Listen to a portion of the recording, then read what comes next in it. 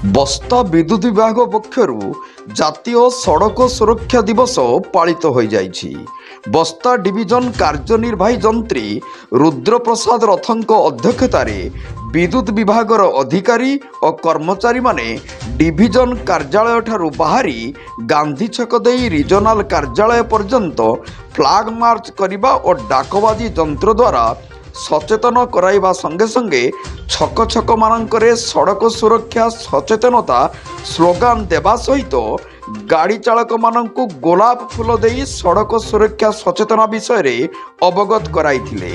ଏହି ସଡ଼କ ସୁରକ୍ଷା କାର୍ଯ୍ୟକ୍ରମରେ ବସ୍ତା ଥାନା ଏଏସ୍ଆଇ ବୁଧିଆ ମୁର୍ମୁ ସଦଳବଳେ ଉପସ୍ଥିତ ରହି ସଚେତନତା କାର୍ଯ୍ୟରେ ସହଯୋଗ କରିଥିଲେ।